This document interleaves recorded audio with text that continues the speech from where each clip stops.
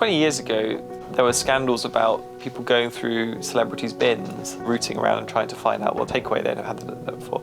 We don't have to do that anymore because all of that information is just on the internet. And whether it's your browsing behavior or whether it's your kids or somebody sharing an internet connection with you, it is very difficult to protect yourself, whoever you are, from having data collected about you by the various different companies that do it online.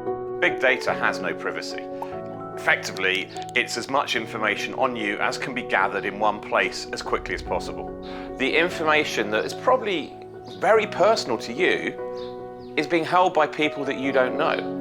In a digital world, data brokers have worked out ways to gather so much more information than they ever had before. And they can sell it onto the brands, and the brands are after as much information about you and about everyone as possible.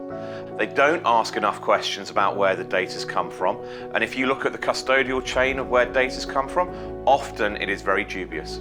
But the question then is, where are these data brokers getting their information from? And there is far more information being harvested from social media platforms than me going on the Amazon website, for example. And once that data is collected, who has access to it, I think, is a really open question.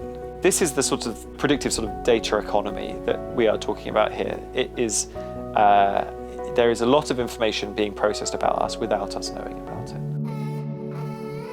It feels like the privacy convenience trade-off to me, or privacy and security on one side and convenience on the other, which is that you might get better outcomes for the services that you want at the expense of your data being accessed more and potentially aggregated more.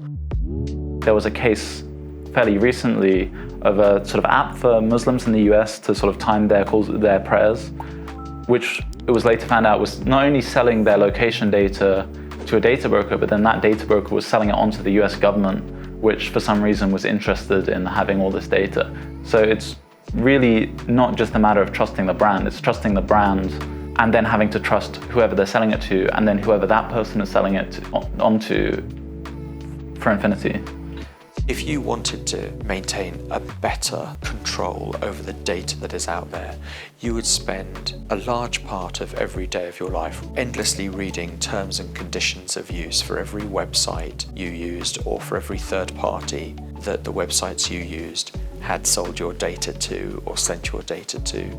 It would be your life's work simply trying to maintain a level of control over the data that is being used about you.